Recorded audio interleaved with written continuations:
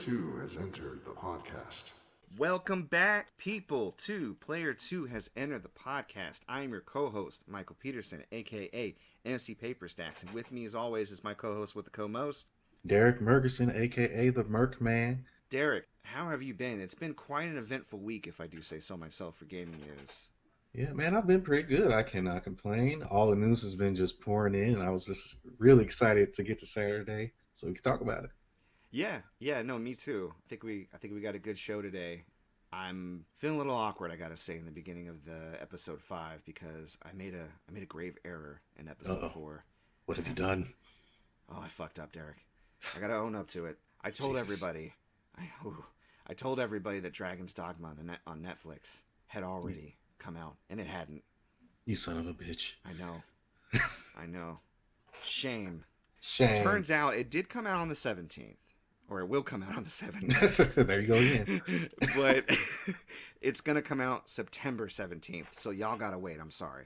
But in the meantime... You're all 3 months off. We'll touch on a few more deals, but in the meantime, if you were so happen to want to buy Dragon's Dogma Dark Arisen to get ready for this show, you could buy it half off on the eShop. I'm just saying. And do I recommend it? Yes, I do.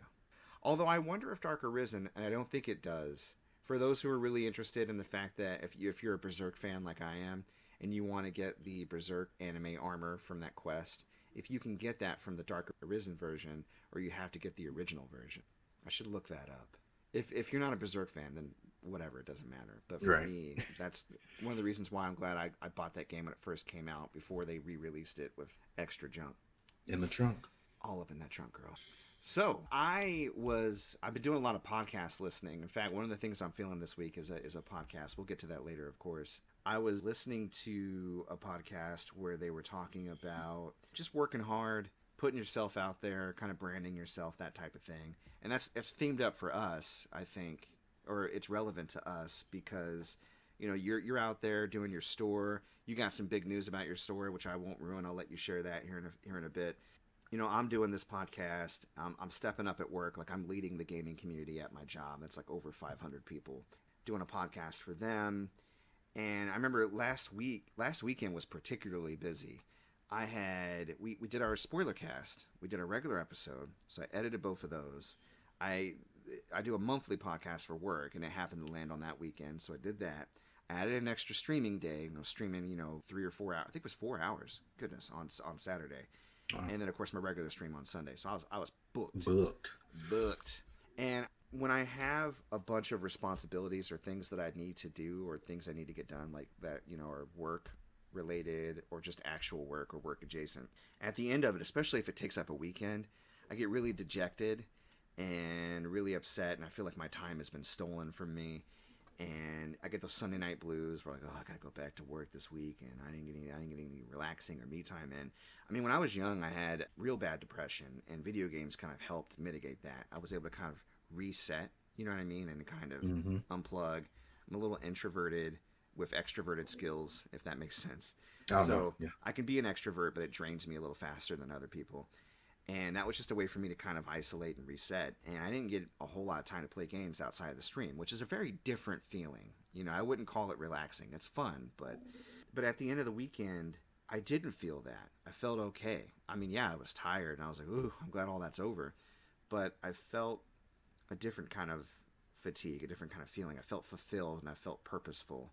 And I felt like I was being more like myself. And I think that's really the goal and something that I'm happy I'm getting closer to. And maybe you can relate to this, but I feel like, and I think it takes a while. I think we're all constantly chasing authenticity.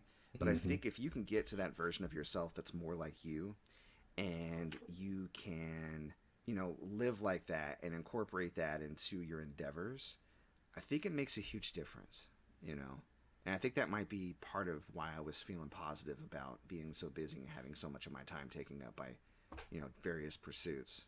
I don't know. What do you think? No, I totally agree with you, man. It's hard to kind of just go through life with no real purpose. And when you find something that you can put your time into, it really makes a difference of how your outlook on life and your outlook on yourself as a person. And the same thing with me, man. When I was working 9 to 5 or whatever crazy hours I was working, I just would come home every day just exhausted and felt like I didn't really contribute much to the world, to myself. Like you're But running now, in place. right. Yeah. And now I've got my own thing and I'm able to provide a different type of life for myself and my family. So you do have to find ways to feel like yourself. Yeah. Yeah. Yeah, I think it's important. I feel like if we're constantly pursuing that, even if we don't try quite achieve it, I think that the effort and the journey in itself is the fulfilling part. So Hmm. I feel you on that. Well, let me ask Deep. you, how was we're going deep on episode 5, straight out the gate, baby. I was gonna ask you, how was your week? Did you do anything interesting? You got any news to share? We've got our website is fully up, gamergoodiesandmore.com. We've got our Twitter and our Instagram up as well. I will plug those at the end, but I'm just really excited for where things are going for the business. And you had mentioned earlier that you got a chance to check out Warrior Nun. What'd you think? Like you said, it was very CW-ish, Yeah, yeesh, yeah, yeah. and you did not tell me the shotgun mayor was black. That was a nice surprise. I Although, withheld that information. That's true. although her acting was not that great. It gets a little I'm better. not. I hope it does. Consider her the But Barrett of the show. yeah, what I saw of it, it just honestly, it was kind of a slog for me to get through that first episode, man. That's fair. I had nothing to do. I was just like, you know what? Let me throw on the Warrior Nun. Mm, Oh my God, what you said last week about them playing inappropriate songs at inappropriate moments right, just because they have the license to it. right. It made no sense. Why is this nun playing a Frank Ocean song on the piano? It I doesn't don't. make any sense. I don't know. It makes zero sense. And they all gather around like, yeah, girl, you sing Yeah, that song yeah, play that in this shit. church. I mean, there's Amazing Grace and all these other hits that we have, but whatever. Do you? Right. So- Yeah. yeah, I mean, Progressive. you could you could peel it back a little bit and see the executives behind the frame just being like, yeah, for the kids, and that did bother me. But what carried me through the first couple episodes was just the curiosity of, okay, what is this order? What do the demons look like? You know, like, and I don't know how you feel about the main character because she is a little corny, definitely, but she's Yeah.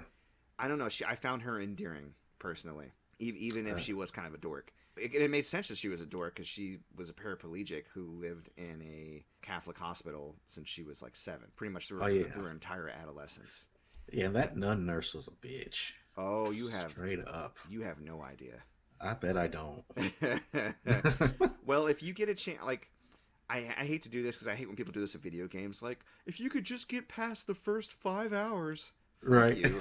Like, which I know that you've had that conversation too, because there's a lot of, I think, JRPGs that are like that. But Oh yeah. I will say With that those, it's past the first 10 hours. yeah, right. I will say that you don't have to go 5 hours with this because each episode is what, around 45 minutes? Yeah, about 50. About 50 minutes. So I feel like as it goes on, it gets more interesting.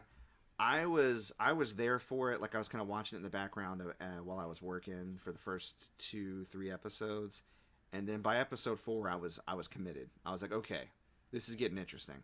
And episode 4, I think, is the one that David Hayter actually wrote. Okay. I don't know if he wrote others, but I know he wrote that one because that's where I saw his name in the credits and all that. So, Right. yeah. No, if you end up watching any more of it, let me know what you think. But if you don't, I completely understand. We all have precious, precious little free time. All right. Speaking of precious, precious little free time, let's get into what we're playing. You had mentioned that you would have more time to get into Last of Us 2. How'd that go? I did get into Last of Us 2 more. Beginning of this week, actually, I think I played it for about 2 hours. Mm. And it's weird because I do love the game, but it's coming off to me like just a rehash of the first game as far as gameplay. And I kind of hit a snag where I thought to myself, do I want to keep playing this game? Do I want to beat it? Mm. You know? Yeah. I got over that today because I hopped back on for about an hour, and then some new crazy stuff was happening. I was like, okay, I'm gonna play. I'm gonna go ahead and play through this game. Yeah, we're back in business. You don't have to worry about me not finishing it. I really want to have this game finished in the next couple weeks because I'm really tired of being on every week talking about I'm playing Last of Us. But it is what it is. I actually did end up playing a couple of other games this week. Uh, What? yeah, I know, it's crazy. Let's see. The first game I played, I picked up off the PlayStation Summer Sale, which we'll talk about later. But Mm-hmm. BlazBlue Cross Tag Battle. Okay. If you have not heard of BlazBlue, it is a Japanese anime style fighting game, and it's made by Arc System Works. They're the same people that make Guilty Gear and Dragon Ball Fighters. Okay.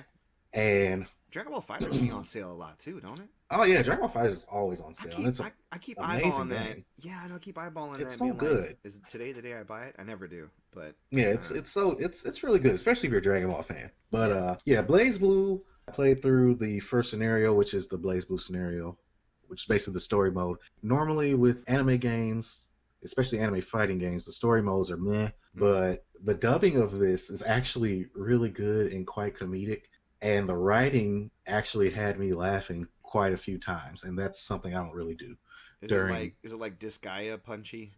Yeah, kinda. I mean, I could tell Is it because less okay, meta? so Because like with Disgaea, it's always like, "I'm gonna call you mid boss, mid boss. I'm way stronger than that." yeah, no, it's not that meta, Not but not goofy. Okay. it's the premise of the game is that different characters from these different video games are brought together to fight in this tag team tournament. Interesting. So yeah, so when you see characters from Blaze Blue and there's characters from Persona and Ruby, and they're actually talking to each other, and you can see the personalities of those characters from their games shown in this one as they're interacting with different characters from different games. It's just interesting to me, That is you cool. know? I didn't know there were Yeah. Persona characters or other video game characters in BlazBlue.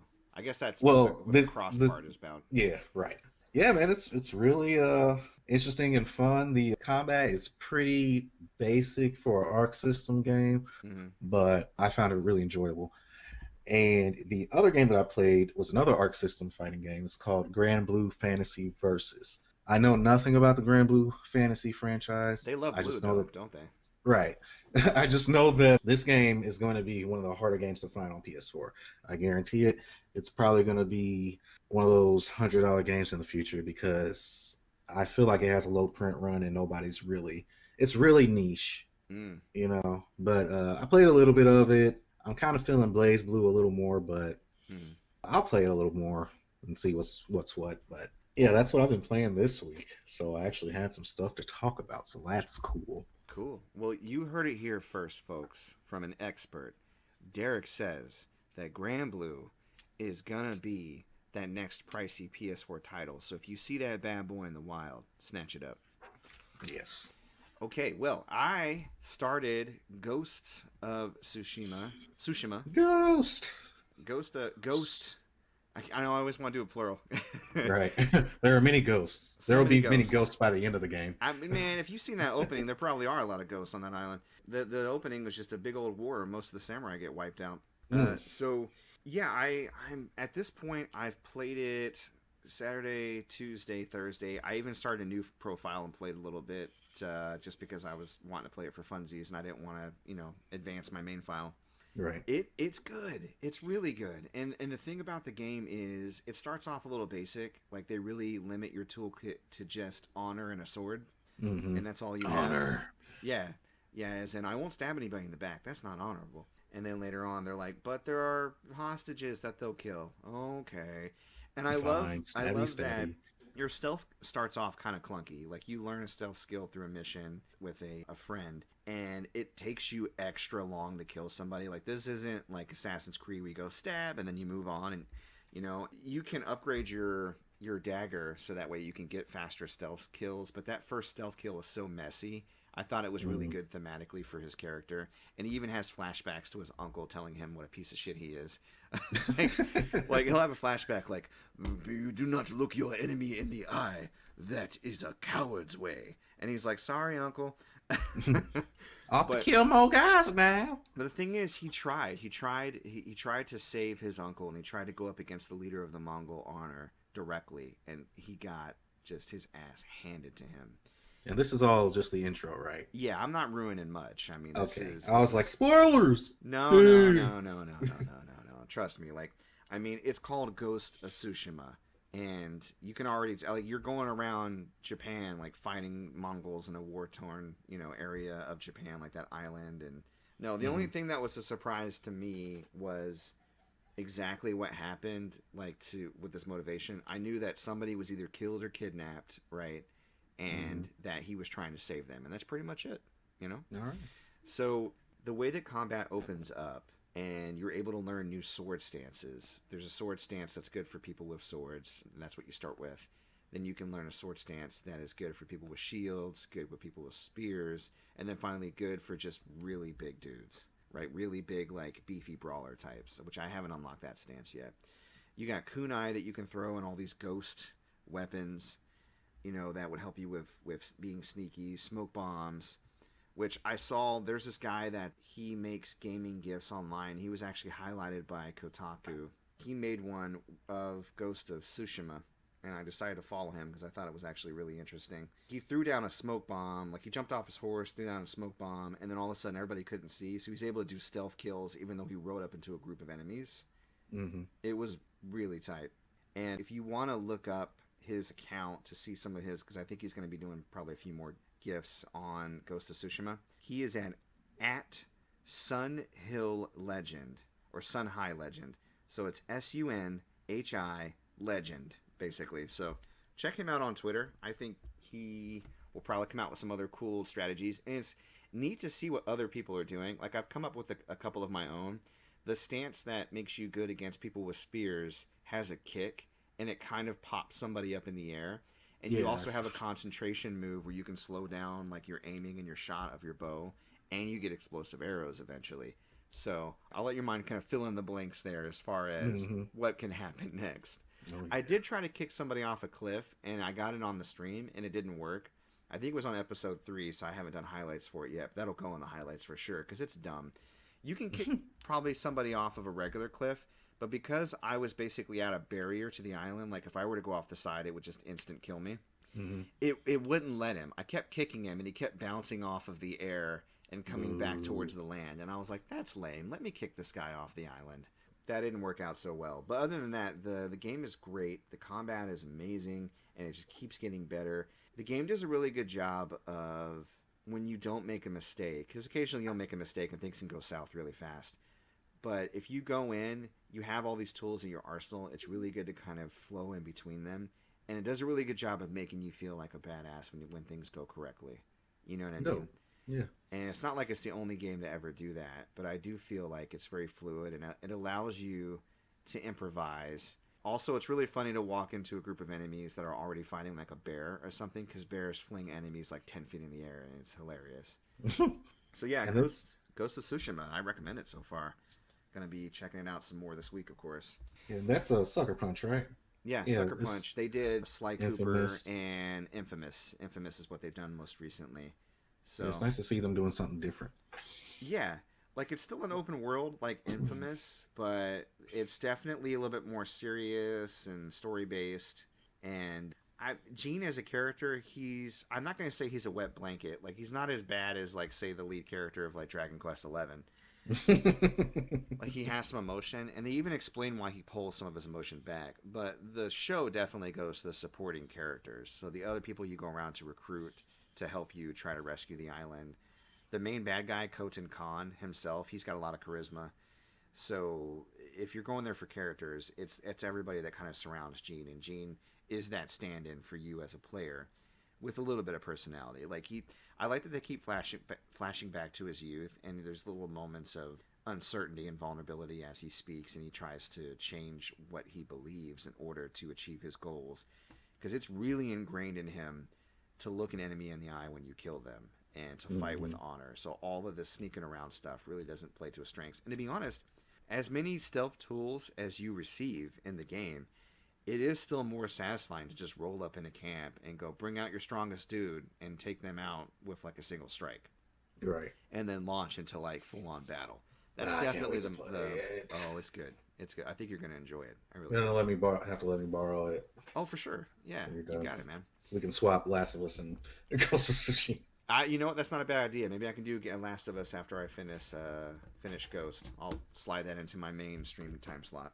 So, Man of Medan, played that last night, because today's Saturday as the time of recording. So for Friday Night Frights, did you pop in a bit for last night? I don't remember if you did or not. No, You I didn't. I comment. didn't pop in because I want to be fresh when I go into that game. Okay, yeah, I know. I saw that you said you wanted to play it with Vicky. I think it would be really fun co-op. There's a big slow period in the middle. Like it starts off with a prologue, kind of explaining the origin of the ghost ship that you spend most of the time on, Hmm. and that's kind of cool. It's interesting, and it gives obviously tutorializes a lot of the different interactables and the way that you do mini games and quick time events. And there's some definitely scary bits in there. And then you spend a long time getting to know these characters. The one thing that I don't like about Man of Medan, or maybe don't like as much as I did about Until Dawn, is the writing of the characters is really Oh bad. no. It's bad. They're all No. like every single one of them is a major nerd. Not even ones that are not supposed to be nerdy. They're just all really awkward, and the things they say don't flow naturally. And none of them are really likable. Like I like the captain of the ship of the small boat that they're out on when they first start their adventure, but mainly just because she's cute. I think she's from Trinidad from her Ooh. accent. Yeah, I'm not really sure 100% though. But yeah, eventually you I'm not gonna ruin the gameplay or the plot too much, but eventually you have a run in and you end up on that ghost ship, and that's I Hmm. think where most of the game will probably take place. And then it's Boo Haunted House, like jump scares all over the place. So there'll be a supercut of me. You can already watch the full episode. I think I played for almost 3 hours last night, but there'll be a supercut of me just just for 3 hours. So that should be fun. But I enjoyed it. I don't regret buying it, and I'm still looking forward to the second game they release in that Dark Pictures trilogy that they're planning on Yeah. doing. Which I think the second game is actually they're planning on releasing it sometime this year, or at least they haven't announced a release date, but they're aiming for this year. So Okay. don't quote me Cool. on that. Maybe Google it, but it's coming out sooner Yeah. than you think. Dragon's Dogma. Yeah, exactly. Will be out 3 years from now. I'm sitting right in front of the internet. What am I doing with my life? So for the new game or like a blind play on Wednesday, I tried out Darksiders Genesis. Have you played that yet? Yeah, I actually got it on the eShop. How much was it on the eShop? I think I paid full price, $40 for it. Okay. Yeah, it's even cheaper now. I think I saw it go on sale recently at GameStop for like 16.99, Mm. something like that. But I enjoyed it. I really did. I went in expecting a dungeon crawler because that's the camera point Right. of view. And I don't know what your opinion of it, but it felt just like any other Darksiders game, just with a different perspective, as far as Yeah. traversal and the items you get and all that. Yeah, I feel the same way. Cool. What did you think about? Because this is probably the only one gripe I have at the game. But I know. What did you think about switching between characters and getting on and off your horse? I think that it could have been a lot smoother, Right. but for what it is, I accept it. And the combat and everything is good, but like I said, it's a little janky. Mm-hmm. Mm-hmm. Frame rate dips Yes. when there are a lot of On the Switch, at enemies least. on screen. Yeah, on the Switch, definitely. Yeah, it's I'm enjoying it so far. I think I kind of put it down Mm-hmm. for Jesus. It's been a couple months now, but Yeah. I would. yeah, I would keep playing. I just plain don't have time right now. right. So I might eventually slide it into a main slot, or maybe make one of my stream days, for a game to kind of continuously finish. I did pledge last night. I think I'm going to play Man of Medan again this Friday. I'm going to try to finish that game on Friday Night Okay. Fridays. Yeah, I'm that into it. So Dope. yeah, the fact that they give you a horse to run around with is really cool, and you can attack from your horse. But yeah, you can't jump. It's awkward to jump off of it. There's a transition time that is just. It's not like it's 5 seconds or anything, but it's just 1 second too long. It should be Yeah. instantaneous. Like you should almost be able to combo out of it. You know what I mean? Yeah, and I also feel like it's a game that's better played co-op. You know what? I I got that really wanted to vibe. play it co-op. I got that vibe. Maybe you and I should do it sometime. Yeah, Yeah, I think definitely. if we can find a way to line up our schedules, you and I can play it. Maybe I can stream that. Yeah, because But I don't know about you, but with the amount of time that I have to play games now, I throw them things on easy mode. oh, you do. I do it. I do it. I have I no shame. it's not about shame for me because I definitely don't mind making things easier for me. And I remember when I was younger, I used to automatically play on the easiest mode and then just work my way up. And Hmm. then I got shamed in college for doing that. I was playing Metal Gear Solid 2 Substance, or no, just Metal Gear Solid 2. There was no substance about it. It was the original one that first came out because it Right. had just come out. somebody noticed I was playing on very easy. Like, you're playing with very easy. And I'm like, well, I don't know, man. Nerd. Now, eventually, on that game, you do need to play every difficulty mode because you're searching for dog tags that get you extra items. Like, you get so many on easy up through normal and the tanker episode, and you can use, the stealth camo and the bandana that gives you infinite ammo. But that's besides the point. After that, I started playing everything on hard first. Like, I just jumped straight into the hardest difficulty that I could and played like that for a while. And nowadays, I just start on the default. I'm like, whatever difficulty they think is meant for people to play originally, I'm going to start with that. And that seems to work out okay. Occasionally, if a game is too easy or too hard, I'll tweak it from there. I don't mind tweaking like mid-game. But I find that the recommended difficulty is where I try to stick with. We had this conversation about Wargroove and how hard it is, but I'm like, I'm on the default. And sometimes a game will give you descriptions with the difficulty, and Wargroove literally says how this game is meant to be played. I'm like, you motherfuckers. Right. Because it made me feel extra bad that I was having a hard time with it. But I did the same thing with The Last of Us 2. I played it in the default normal mode, and then after a few hours, I was like, you know what? I just want to beat this game. So I just put it on very easy. What is it? Resources abound. Right. So I can just roll through guns blazing. I can stay in one room inside of a clicker-infested building and pop one clicker in the head, and then they all start running towards me, and then I just shotgun them all. And then I can move on to the next thing. Because it's my anxiety will not let me. Yeah, brother, at the end of the day, you bought it to have fun with it. It's for entertainment. Right. Play it how you want to play it. I don't like when people try to shame people. And I should have had the wherewithal back in my early 20s to go, whatever, man. But I was like, oh. But, I mean, play the game how you want to play it. Yeah. You know? If you cheat, if you alter the game, if you alter the difficulty, if you mod it, whatever you want to do, if you're having fun, that's the point. Now, what I do not endorse, and I'm pretty sure you don't either, is cheating when you're playing multiplayer. Oh, yeah. That I play a lot of Grand Theft Auto where people were able to, like, cap me from, like, 6 blocks away. Like, Grand Theft Auto 4 online. I was like, how are you doing that? I remember one particular bad online play session of Grand Theft Auto 4. We were getting sniped so far away, we didn't even see the other guy. And the guy on the chat was like, I hope you guys learned something from this play session. And I was like, no, because you didn't teach us anything. You just mercilessly beat us silently and then decided to say some snarky shit at the end. Like, that soured my taste for playing online. I'm up for playing online if I have a community and some friends to play a game with, but I don't just go like blind multiplayer, because there are some people who buy that one game and that's all they play, and then you get on and it's like Mike Tyson fighting a baby. And right. I don't want to be that baby. So I'm good. I'm fine. I found my mode for fun, and it's what I'm doing now. So Dope. But yeah, Monday for Brawlers, I did what I followed through and said I was going to start the Dynasty Warriors series and play through. So I was on Dynasty Warriors 2. Nice. And it would have been more of a surprise if I had not popped in that game somewhat recently, like within the last year. But that game is so slow when you compare it to Dynasty Warriors 8 or 9. So slow. And there's like a thick fog, so you can't see too far. The camera is almost angled downwards, so you can't look up. You can't even control the camera, which I forgot about. Ugh. Yeah, it kind of slowly follows you, and you can hold guard to center it behind you. And the combos, like I was playing as Jian Wei, which is my favorite character. That's the first one I ever chose when I picked that game up. Jian Wei, which character is he? Jian Wei is a retainer or close bodyguard of Cao Cao. He's the ball guy with the bull axe and the horse's head for a shield. Yeah. Jian Wei shall prevail. And in real life, or in the Romance of the Three Kingdoms, because again, it's a romantic retelling, so who knows if it's even real then.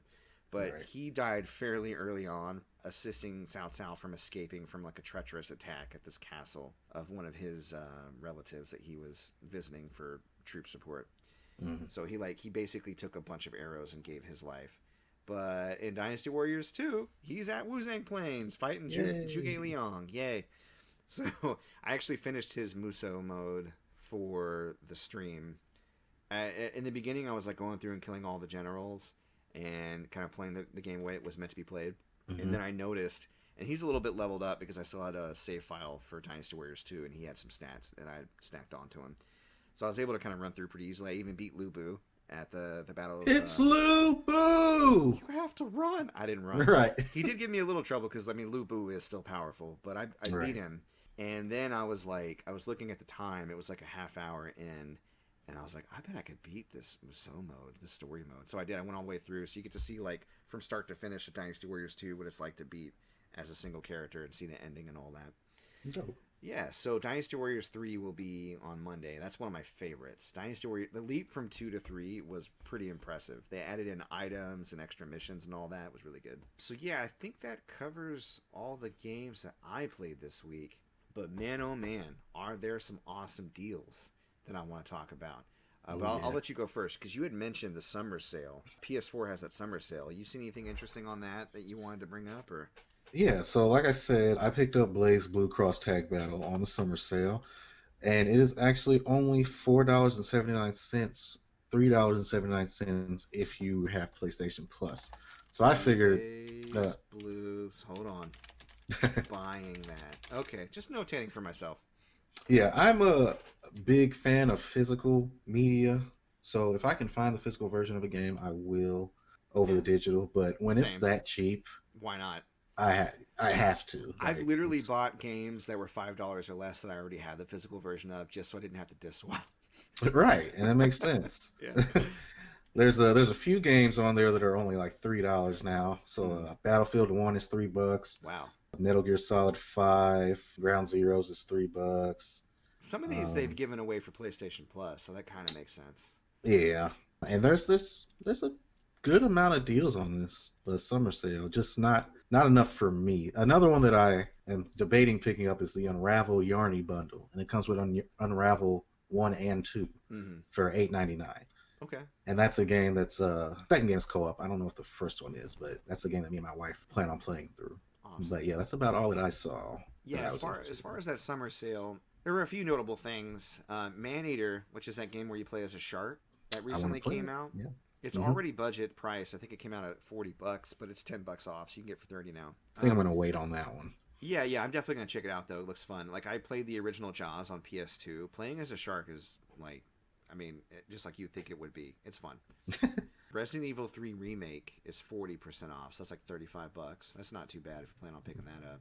I was seriously considering it. Shenmue 3, as bad as people say it is, if you like that kind of schlock, it's $20. So there's a bunch of that are half off that came out in the last year or so. So Star Wars Jedi Fallen Order, Outer Worlds, Outer Worlds, Indivisible, Code Vein, Dragon Quest Builders 2, Judgment, which is that game from the Yakuza guys, Red Dead Redemption 2, Divinity Original Sin 2, Dragon Quest 11. They're all half off right now. All of them. So if you haven't picked up any of those yet, now might be a good time to do it. And then A Plague Tale is 66% off, which I hear is really good. I'm so interested in playing that. Yeah, I honestly, considering the sale right now, I'd go ahead and pick it up. I think you'd probably dig it.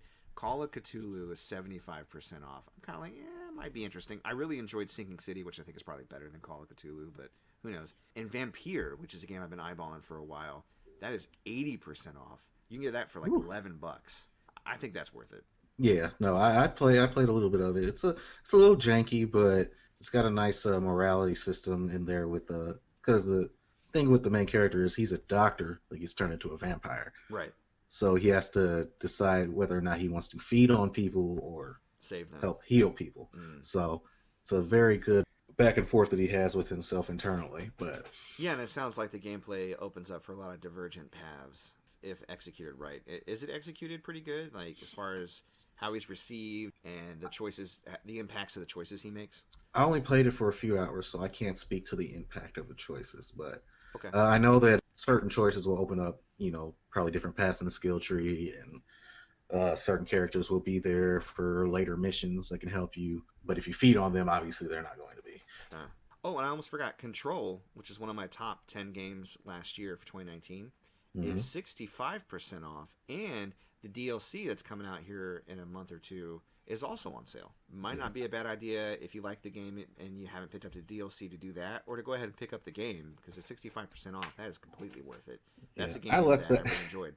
I left that game so confused after I beat it. Yeah, me so too. Hopefully the DLC will shed some light on what was actually going on. Yeah, I hate when games do this, but I think Control is going to be one of them. I think they're going to leave a little bit of resolution and expansion of things they couldn't fit in the main game. They're going to put that into the DLC, which means we may get more Lovecrafty and weird monster battles and stuff like that, which I'm there for.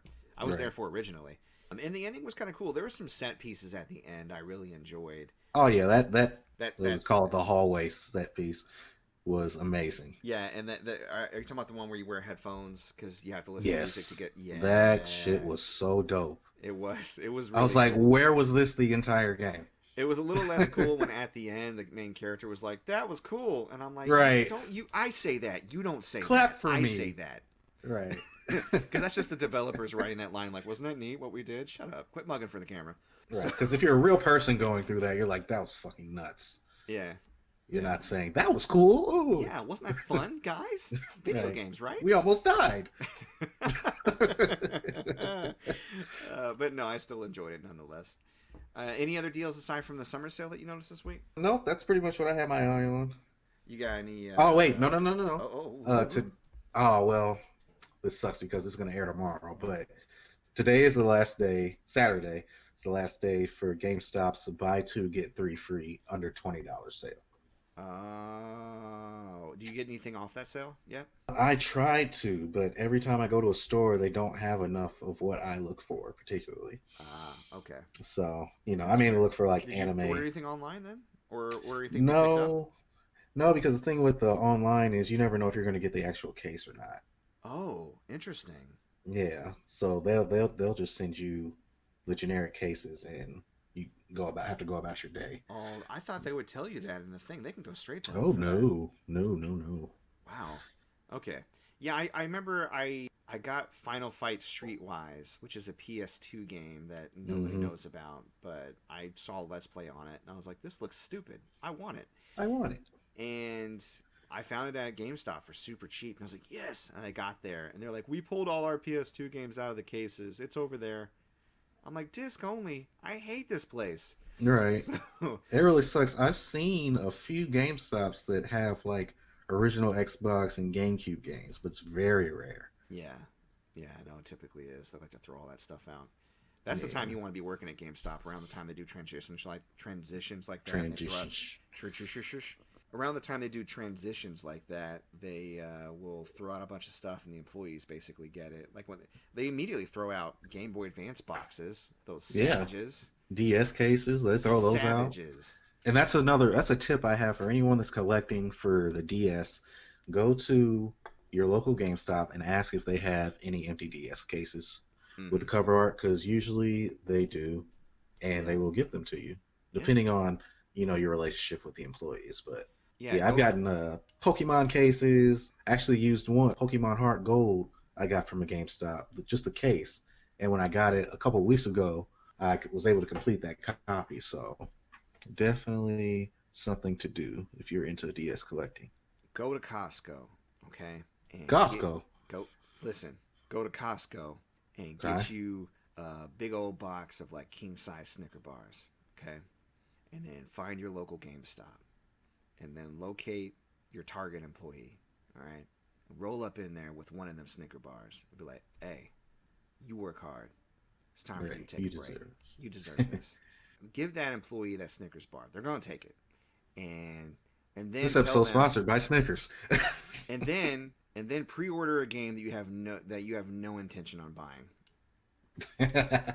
Specifically for them, and go, hey, I'm doing this because I know that you guys got a quota and I think that shit sucks. Right. They're going to be so pleased with you. And then, now if you feel like you got them sufficiently buttered up, go ahead and ask for like, hey, when you guys getting rid of that poster? But if not, come in the next week with another one of them Snickers bars. You ain't got to keep pre-ordering or anything. I think you've already got in with them, unless you have something serious to pre-order. Like if you know for sure you're going to buy something, best thing to do is just go in and pre-order it. Who cares? Right. You help them out. Worst case scenario, you get something free. There you go. And that's how you get in good with that GameStop employee, because they also hate it there, and they also hate asking you for pre-orders. But they hate asking you to get in their Power Up Rewards program that doesn't offer anything anymore. Yeah, pretty much, right?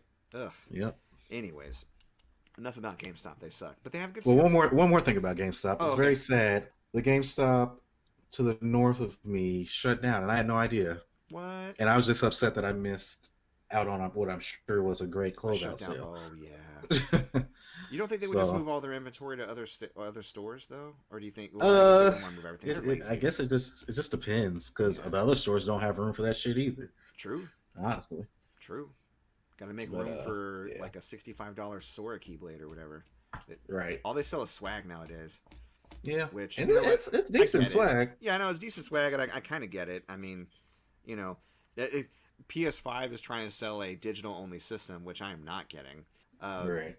I mean, even if I wasn't interested in backwards compatibility, which I am, I don't like the idea of not having the choice of buying physical media. Because here's the thing, and maybe this is just me being an old head. I don't know, but I don't Hmm. like being licensed to own a game and knowing that a Yeah, company can go revoke that license or alter the deal at any time they want.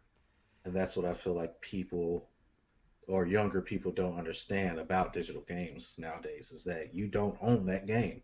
No, You don't own it, no, you don't. and it can be taken from you.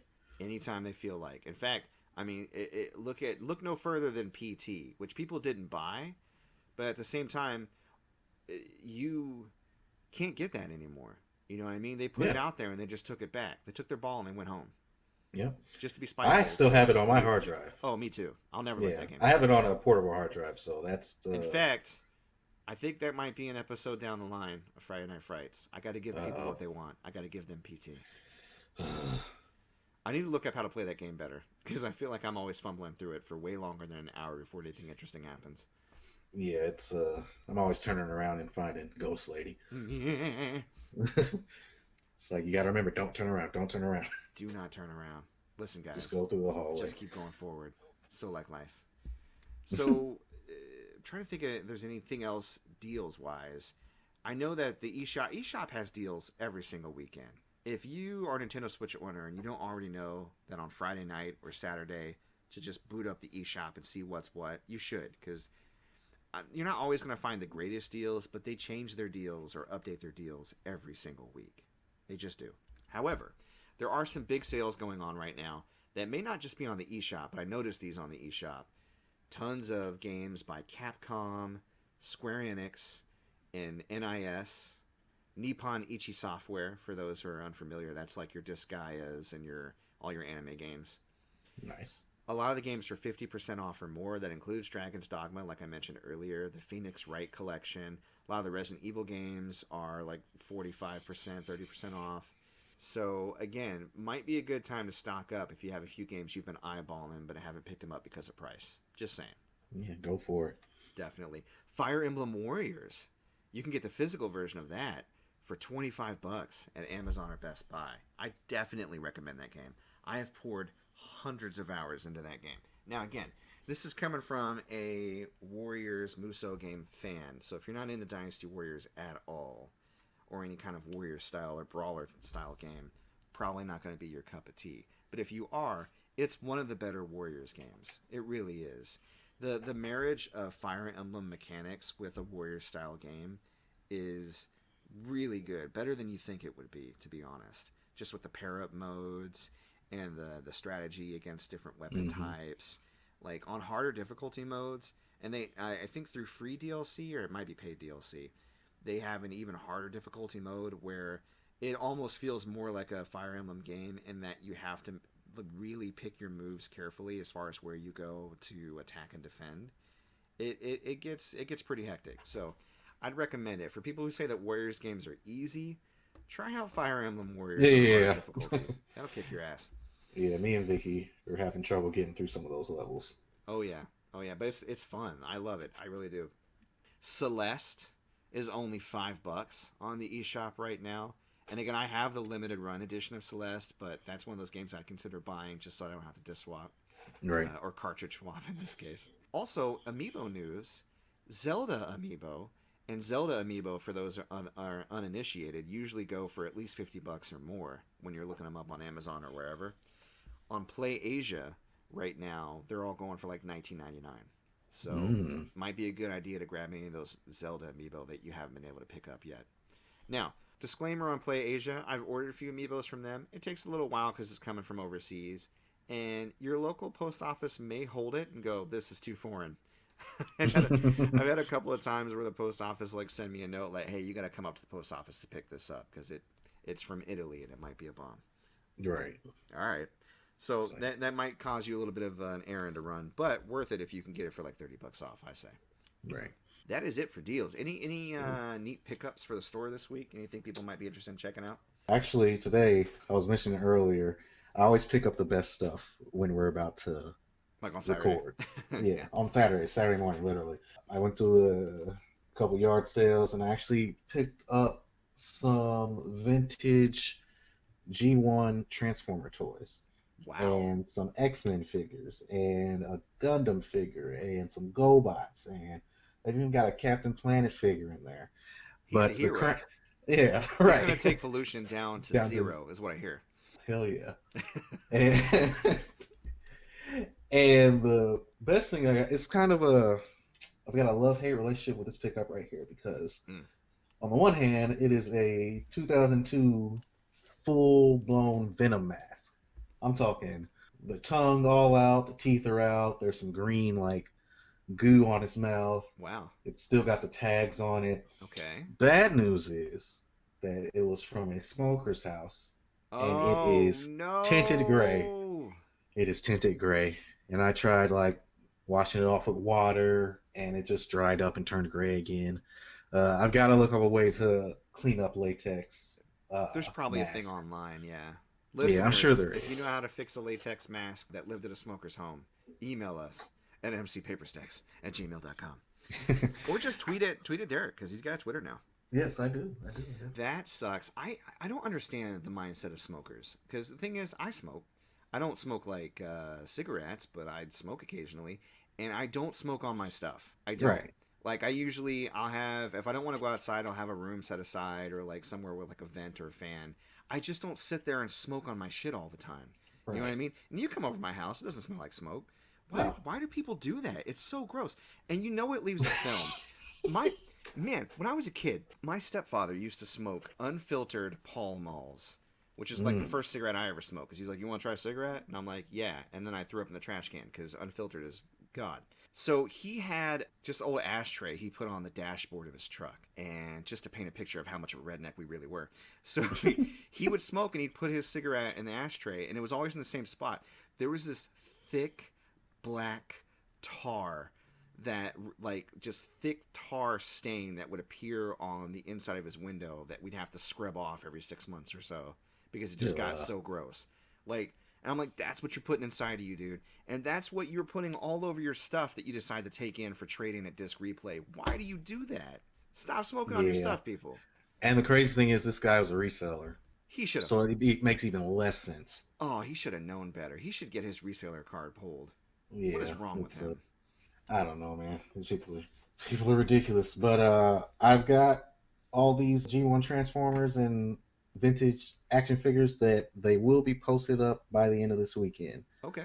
on my eBay store. By the end of the So weekend. Okay. yeah, by the end of the weekend, we're gonna have them up there ready for purchase. I might So, eyeball some of them X Men figures, man. That sounds cool. Are they like the '80s version, or what? Like generation of those?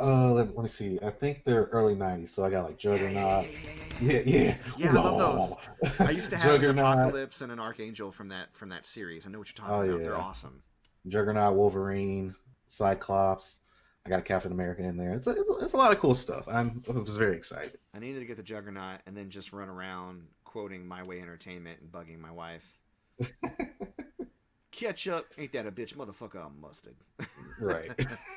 If anybody hasn't seen it, it's probably not as funny anymore, but I don't care. I love it. Look up I'm the Juggernaut bitch online. They did like dubs. You've seen cartoons where they dub over or whatever. They did dubs. My Way Entertainment did dubs over the 90s X-Men cartoon, and they are so dumb. But he's like, Mm. "Ooh, yeah, my costume's so tight. I'm a Juggernaut bitch." Yeah, I'm No. 14. I thought that was funny. So. Yeah. I've got to interject with some sad news that just popped up on my phone. No, what? Yeah, Regis Philbin has passed away Regis Philbin. How old was he? at 88. Wow. Were you a Yeah. Regis fan? Man, I love Who Wants to Be a Millionaire. Really? Yes. Oh my God. I'd be sitting there, 10 years old, talking about phone a friend. What are you doing? Ask It's the audience. equestrians! It's equestrians! Right, it's equestrian. But funny. yeah, a moment of silence for the legend reaches Philbin. Rest in power, I just Regis. had to, Rest in power. yeah, I just had to bring that up. That's a big one. Yeah, That well, is a there was a big death in my world recently. As you know, especially if you follow me on Twitter, I'm a big lefty. Michael Brooks died, 37. He had a brain aneurysm. And wow. Michael Brooks was big as far as progressive movements were concerned and progressive content. He worked a lot with Sam Cedar, and he'll be missed. I was reading a lot of inspirational stories of different, people, even politicians, that were inspired by him, and he really had a far reach. He's a very positive dude. So again, rest in peace, rest in power, Michael Brooks. It sucks when people pass away, especially when it's suddenly. Like, not to sound insensitive, that's why I was like, how old was he? But like with Regis, Right. he's getting older. You knew eventually it was going to come around. But when somebody my age dies, that messes me up, dude. Yeah. Because I mean, he was born in 1983, so he already had his birthday this year. But I was 82, so I'll be 38 in a couple of months. Like just to be reminded, hey, your mortality, it could come at any time. Yeah, you're much older than me. Yeah, no, I'm just kidding. quite old. How old are you actually? I'm 30. 30. Yeah, I just turned 30 in April, so. Nice. What'd you end up doing for your birthday? I cannot remember, so maybe I had a great time. Did I reach out for your birthday this year? Because I feel like I'm I was pretty very sure. distracted. I hope I did. Yeah, I'm The pretty thing sure is, you did. I don't know why I don't do this. Because one day I was like, this is like cheating. I turned off the birthday notifications on Facebook so it doesn't tell me when people's birthdays are. So that way, if I remember, it's like legitimate. But then I remember no one's birthday now. Right. So, yeah, I hope I did reach out. But sad news indeed. Sorry for all those out there who were fans. What are you gonna do, man? 2020. Yeah, it 2020, sucks. y'all. But you got to keep on pushing on. Gotta keep on pushing. Speaking of keeping on and pushing, we got gaming news. All right. So, as far as gaming news is concerned, we had mentioned it last week. A lot of people resigning from Ubisoft to try to avoid consequences. I was curious, so I started reading some of the stories about the abuse at Ubisoft, and they're fucking gross. A lot of really racist, sexist, horrible shit has been going on from the top and being ignored by HR. I'm not going to get into the specifics of the stories because a lot of them are kind of triggering, and I would rather people look them up themselves if they're so inclined. They were bad enough, and their response has been bad enough as far as deflecting blame. I'm at the point where I don't think I'm going to support them monetarily anymore. Now, I know people have opinions on boycotts. I'm sure you do too. We can get into that and how they don't work. And for me, it's not about hurting them. It's just about feeling like I can't support them. You get like a lot of people are like, I'm not going to buy Chris Brown's music anymore. And I'm like, yeah, I respect that. You know what I mean? Like, or R. Kelly, or, it just depends. I have the first season of The Cosby Show DVD sitting on my shelf, and I just look at it, and I'm like, I don't even want to resell it. Right. But I'm like, well, I feel bad, though, because what he did just erased a legacy and the hard work of so many other people that worked on that show. You know what I mean? Yeah. And the positive effect of that show. It's so difficult in some instances to separate the art from the artist. Yeah.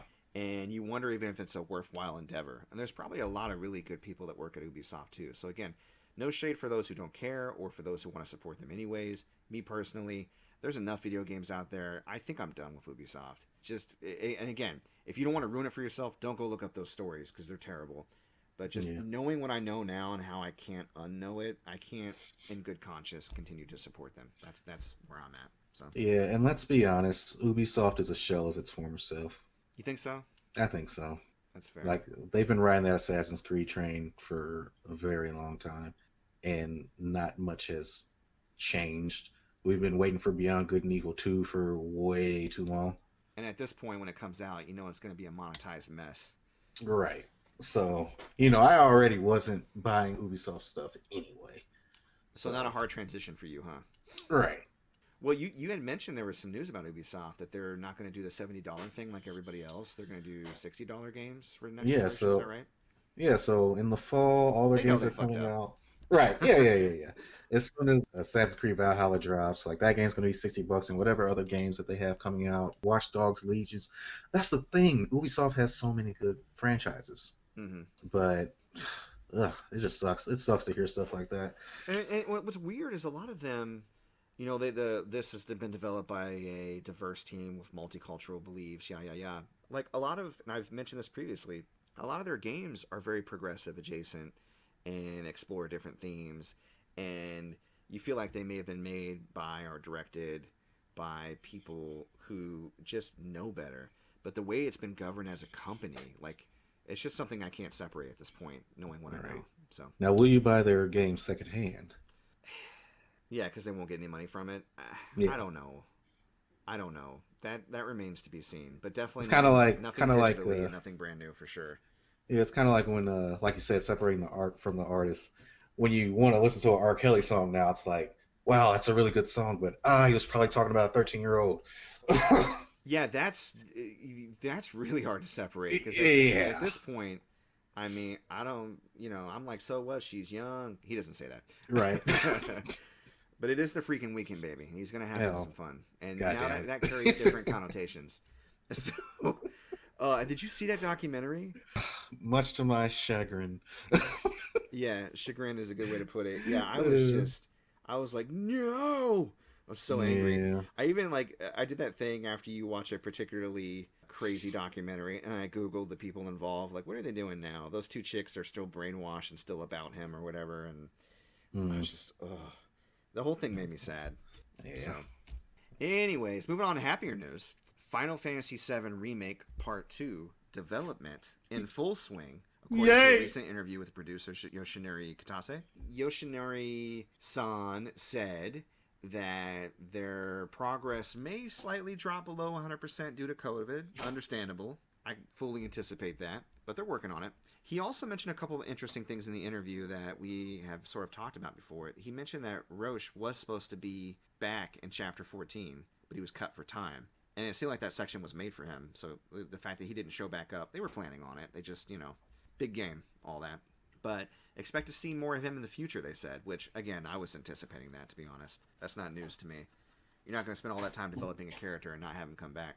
Right. They also mentioned that the hand massages that you can get in Walmart, or what I like to call the hand jobs, couldn't go further than they did in the game if they didn't want to risk losing their teen rating. So the one of the Dawn's people that did hand, like, just massaged your hand. That's about as far as we go. But come on, you played the game. We basically watched Cloud have an orgasm. That's what happened. We heard it, definitely. We heard it. Aerith was like, Cloud, are you okay? Did you bust one? So, a couple, actually. Yeah, a couple. So, and it was interesting. I don't know about you, but I went back through to, like, the different levels, because you have the poor man's hand massage and then the rich man's one. Mm-hmm. And they're definitely, the poor man seemed a lot more painful. She was very angry. Right. She's like, why didn't you give me more money? Right. She didn't use any lotion whatsoever. Just dry hand massage. Jesus. Oh, Square. Ouch. I gotta tell you though, that Walmart section, aside from the music, that was fun. Yeah, it was really good. So, all right, what else we got? Oh man, so we had some directs. We had a Nintendo partner direct. We had the Xbox showcase, which I know you're excited to talk about. And Devolver Digital also had their kind of crazy ass video of the year. Even though they didn't do it at E3, and I'll talk about that because I've looked at that extensively. So, but let's start with, because it's just so small, let's start with the Nintendo. What are your thoughts? What's your takeaway from what Nintendo showed with their partner showcase? Nintendo decided to show that Shin Megami Tensei 3 Nocturne is getting a remaster. Which is cool. Yes, it's very cool. They also announced, did they announce the release date for Shin Megami Tensei 5? They put a year up, I think, of 2021, if I recall. Okay. Yeah, we've been waiting on more information on this game for... They knew they couldn't announce an HD re-release of Nocturne without talking about 5. They knew. Right. We've been waiting on news for 5 since, I think, the Switch release. That was about 3 years ago. Yeah. Like, they showed that little trailer with with no context whatsoever, and then they just said, hey, it's coming out. And for those who don't know, Shin Megami Tensei is the same people that developed for Persona. In fact, Persona used to be Shin Megami Tensei Persona 3. Like, that was the full title. Right. And it's its own series, but it uses a lot of the same staples.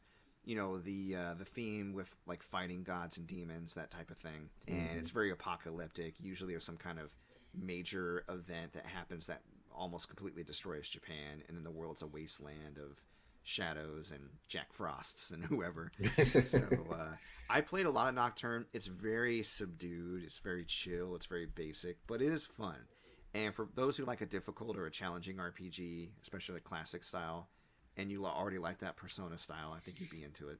So Yeah, I hope that it is different from Shin Megami Tensei 4, which is just kind of you go through a dungeon, but it's a first-person view, and you don't ever see your character really, except for when they no, show up on screen to talk. 4 was definitely more classic, and maybe they went with that style because it was mobile, like it was on 3DS only, right? Mm-hmm. Yeah. With the PS2 version, with Nocturne, it's more like Persona 3 or 4 in that you can see your person in all the battles. It's like traditional where you can see everybody. Mm-hmm. So yeah, it's less like the original Phantasy Star style games, which I don't mind those style, but I agree with you. I kind of prefer being able to see everybody too. So Right.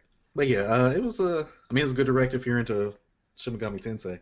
yeah, really. The only other news I can think of is that wrestling fans are going to be getting a chibi style brawler with WWE 2K Battlegrounds. It's a bunch of famous wrestlers, but with tiny bodies and big heads. Right. So And cool, I well, guess. yeah, watching that trailer, I was like, you guys aren't that excited to play this game. No, they didn't care. Yeah. They're like, oh, But look, that's a it's paycheck, wrestling. so. Hey, get that money. Right. So Xbox. You and I have both watched this, but we haven't discussed it together. So I'll defer to you, man. I think you might be a little bit more excited than me, but I still saw some interesting stuff. What'd you think? Well, I'm excited to talk about it. I was not excited for Oh, what I saw. okay. What were you Yeah, expecting?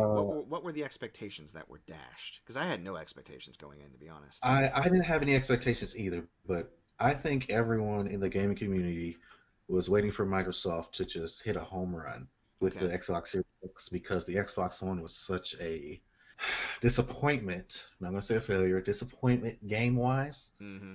as far as first party stuff. And what they showed here did not give me any faith that I could purchase an Xbox Series X and be comfortable and enjoy it. Ah, okay. Let's see. Well, they started off with Halo Infinite. Mm-hmm. So Halo fans rejoice. Uh, You get a lot of gameplay in that trailer. right. Tons. It was an 8 minute gameplay It looked pretty trailer. good for what it's worth. I'm Yeah, not a Halo fan. I don't really care about Halo, but I think if I was a Halo fan, I'd be excited about that game. well, here's the thing. I'm a Halo fan. Oh A well, never couple of my mind then. friends are, yeah, a couple of my friends are big Halo fans. Mm. It just, Halo doesn't do the same. 343 Industries just has not done a good job with the property. Oh, not And as good as when, Bungie, huh? yeah, and Bungie's just left to do Destiny, which I had no interest in. But Yeah, that Destiny trailer in the showcase was a joke. I was like, oh, yeah, it's like, oh, you got ice now, Bungie's doing yay! a Destiny. Yeah, Congratulations, Bungie. but yeah, Halo it just looked like Halo, Mm-hmm. and it just doesn't excite me anymore. And it seems like they're kind of soft rebooting it because they're bringing in a different antagonist. Which, Mm. if you played Halo 5 Guardians, you know that Cortana was basically trying to start martial law on a universal scale, Ooh. and we just kind of leave off, and Cortana's not really dealt with. But Mm. now they're going into this new, and I haven't played it. I kind of just threw it out of my mind. So maybe they did deal with her. I don't know. But honestly, as soon as I beat it, I just kind of threw it out of my mind. But now they're switching to this new villain organization called the Banished, which I'm sure was explained in some sort of books outside of the games, which I hate when games and movies do that. They put important content in different media that you have to read or But purchase in order to fully grasp the do story. you have to read it to fully grasp it? I mean, my experience I with mean, that. I don't know who the Banished are, and Yeah, I but they'll played probably every single explain it in Halo the game. game. They'll probably introduce it in the game. You know. Yeah, maybe. I don't know. I agree with you if they do it sloppily and it is so you have to read it. But for example, I've read the Mass Effect novels that were Hmm. written by the same people that wrote Mass Effect. One of them gives you a little bit more backstory on Captain Anderson. It's like a prequel to the first Mass Effect. Then there's another book that like is in between 1 and 2, and it gives you more context around the characters that are introduced and developed in the Mass Effect games. But you do not have to read the books to understand the games. However, if you do decide to read the books, you get deeper lore and a more appreciation for characters that weren't developed as much but didn't really need to be. Right. And I think it's kind of cool when you have adjacent media that's produced for something and you're a fan of it. You know what I mean? But I agree Hmm. with you. That can be handled incorrectly if it makes it like let's use an example where it was done badly. Kingsglaive. Yeah, oh Final yeah. Fantasy 15. Well, just Final Fantasy 15 in general Right. was done badly. So much of that game's important story was put in that movie instead of the game. And that, I think that if they were going to make a movie, it would be cool maybe to do more of like the child stuff with Noctis, or like kind of get to know the kingdom or some side stories in the kingdom, so that way you care about the kingdom more. But then put all that, the war beginning and all that stuff in the actual game. And they cut out too big of a chunk and didn't have enough time, or didn't put enough in the actual game to where you kind of, even after you see the movie and play the game, yeah, you got more context, and you definitely have stuff that you needed to know. Because I think the movie happens off camera in the game. You just get a call like, oh, our kingdom fell? Oh, that sucks. Oh, okay.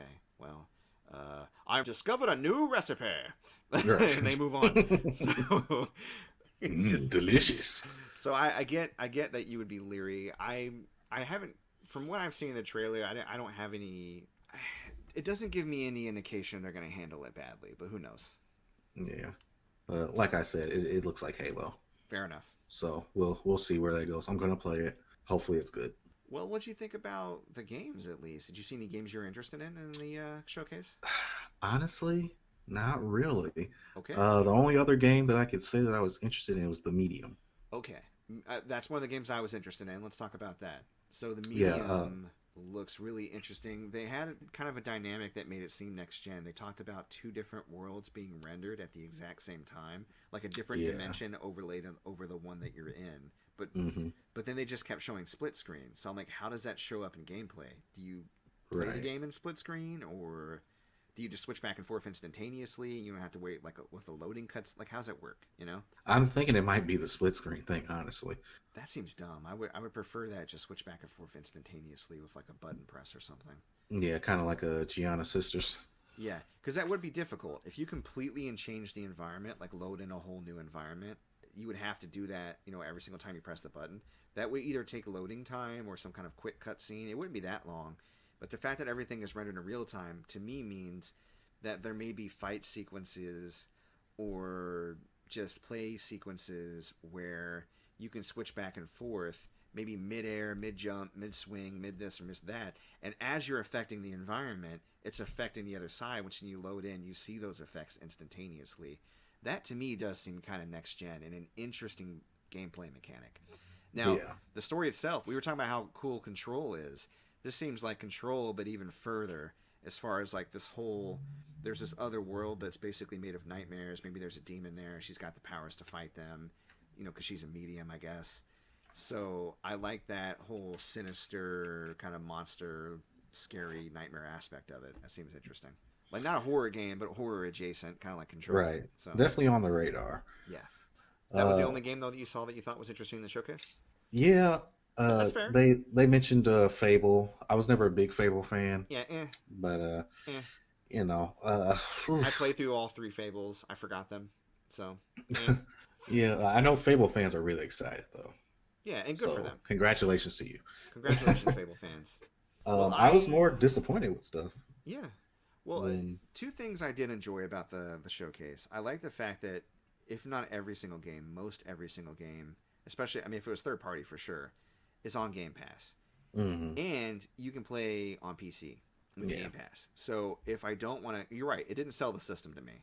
Right. But it sold maybe playing more on my PC to me. And there are a couple other games aside from the Medium that I thought were interesting. Everwild, which was that game with the really hyper colorful art style and all the interesting, cool-looking animals. I immediately thought of Avatar. A little bit, I was like, Appa! Yeah, like that. The giant, like, mustachioed doggy character that pulled a tree down with his tail. That was cool. Mm-hmm. Yeah, that looks interesting. I feel like there's a lot of imagination poured into that, and I have a really fun time exploring that world. They didn't show any gameplay, so right. That's my issue. Yeah, with most of this stuff. Yeah, but it looks cool. I'm gonna keep an eye on it for sure. Everwild, Grounded, which Obsidian is doing, it seems multiplayer based. It's the one that looked like Honey, I Shrunk the Kids. Like, all the kids were really tiny in the yard. That was a funny sense. Like, if you want to buy the greatest game released this year, then go get Cyberpunk 2077. But if you want the smallest game, I'm not really big on multiplayer or survival games online, but I liked it. It had a good sense of humor, And again, if it's something that a lot of people are playing, or I can hop in as a single player into a match pretty easily, I might check it out. I don't know. I just thought Obsidian's making it. They have good clout with me, just with, by way of New Vegas and Outer Wilds, or Outer Worlds, excuse me. Outer Wilds is a completely different game. Right. Also, Obsidian's coming out with. Here's interesting. Outer Worlds is to Fallout, as in better than Fallout, and I feel like Avowed is kind of like their answer for Elder Scrolls. Yeah. They're coming after Bethesda's properties. Pretty soon they're going to release like a demon hunting shooter. But Avowed, like when he hold out that sword and did a spell in his left hand, I just got Skyrim vibes. I was like, oh, Yeah. this looks But again, cool. no gameplay. And you know what? Whatever. I'm fine with that. We have some time to look at it, and if it's on Games Pass, which it is, I believe, that might be something I just pick up and play on PC. So Yeah. Yeah, and that's as you can see, I have a lot of issues with Microsoft. But my big issue with them is that they're trying to push this new system, but everything that is coming out on it, you can play on the Xbox One or on PC. yeah, but not everybody. Wait, all these games can be played on Xbox One? They said there's not going to be any true exclusives for the Series X for a few years. Not even the Uh, medium? Maybe. I don't know when that's coming out, so. Fair. Okay. Yeah, I mean, but you gotta think about it from the perspective of someone who's maybe not very PC savvy or doesn't have the money to buy and maintain a PC. Hmm. Consoles do provide a cheaper or easier setup option. So Yeah, there are Xbox fanboys out there that just want the Xbox to do well, and right. that's their system, and all their friends play on Xbox, and I get that. So Yeah. I agree with you as someone who has no loyalty to any of the publishers and just buys whatever system has the games on it that I want to play, and also has access to play on PC. It's not Yeah. selling me the Xbox, but whatever. I was interested in the games. I thought they looked interesting, but now that explains the like dislike ratio I saw in the video. It's Yeah, like, they man, just need to do better because there needs to be competition. If there's no one to oppose Sony. I think that what they're doing with Game Pass, with the crossplay on PC, with crossplay in general, I think that they are starting to earn good faith. Like Hmm. as a company, I'm a little bit more softer on Microsoft nowadays than I was when they started Xbox One, obviously. Yeah. And because PS4 is now the one that's like, we don't want to do crossplay, and now they're starting to Yeah. focus but they're starting to turn that ship around too. They see which way the wind is blowing. They're like, whoa, we don't want to make the same mistake Xbox made at the beginning of this generation. Right. So I think that they're going to be fine. But I think Xbox is starting to kind of learn its lesson and is trying to explore other ways to be more accessible. And maybe they're not going to focus so hard on their console, and that being the console to get versus accessibility. And I think Right. Games Pass, PC, and the console, and a lot of these first-party titles just coming straight to Game Pass. I think that's and crossplay. They're focusing on accessibility, and they even have, I think, out of all the systems, the only like fully disability accessible controller, if I recall.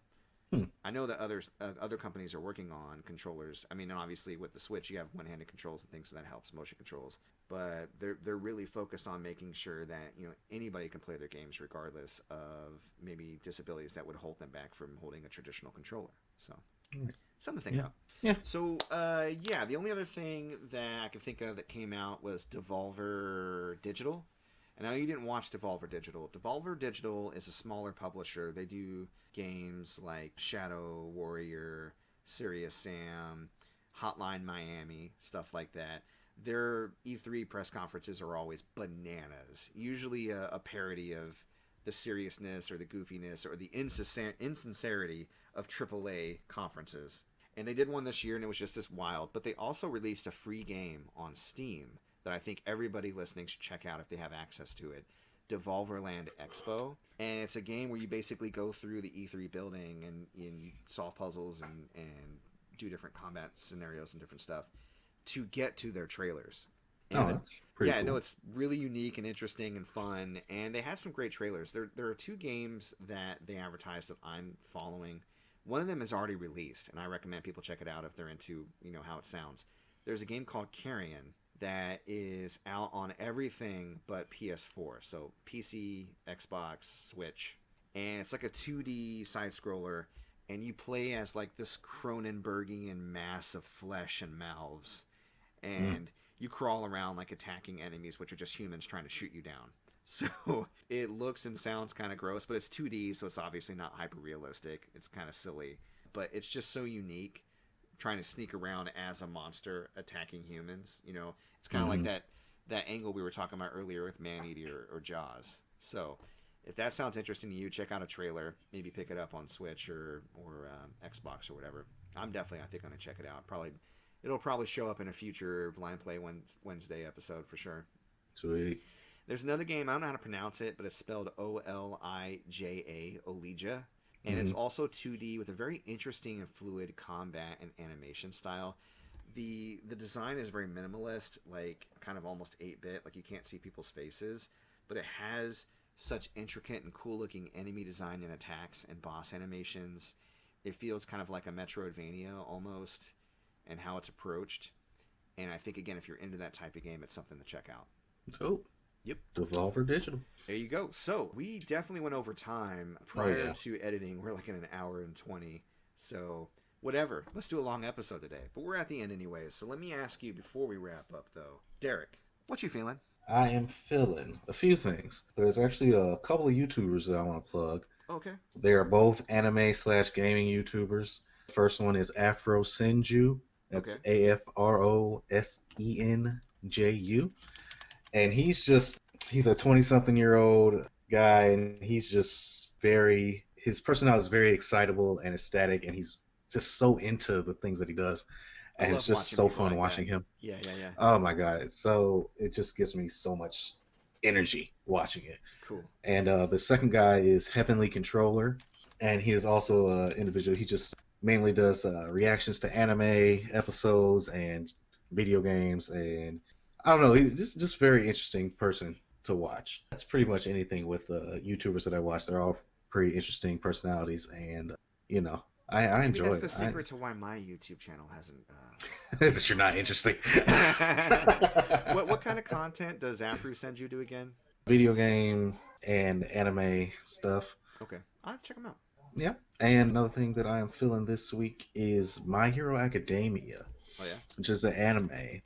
It's a shonen anime, and it just wrapped up its 4th season, and I'm actually caught up on the manga, and oh my God, if you're a My Hero Academia fan and you cannot wait for that next season, I implore you to start reading the manga, because the things that are happening right now are game-changing. I say it again, they are game-changing, baby. Changing the game. And you got to get into it, man. It's so good. The thing that the author Horikoshi is doing with the story is just really good. It's so entertaining. Cool. Yeah, I watched the first episode of My Hero Academia anime because it got really big like a couple of years ago. Right. And didn't really get into it. I might try to give it another shot. Do not try to fit it into our vacation. I will not. Okay. Yeah, the concept is cool. Like everybody's a hero. Or everybody can be. There's just tons of heroes. Everybody has a superpower, Everybody basically. has a kind of superpower. My nails grow really long, really fast. Right. Isn't that like, I know that's a Family Guy joke, but isn't it true that some people in My Hero Academia have powers that aren't that great? They're just powers. Oh yeah. Like I'm Fish Man. I look like a fish. Right. That does seem like it has a lot of potential for humor, though. So that's cool. There's this one character that he's a pervert, but he pops sticky balls off of his head. Okay. Yeah, and he throws them, and they stick to people. So and they're like, let's get this off. Yeah. My hero. But yeah, that's what I'm feeling this week, man. What are you feeling? I'm feeling a podcast that I just discovered. It started in March, and it's called Unlocking Us, and it's by Brene Brown. I don't know if I mentioned Brene on the show before. Do you know anything about her? I do not. Okay.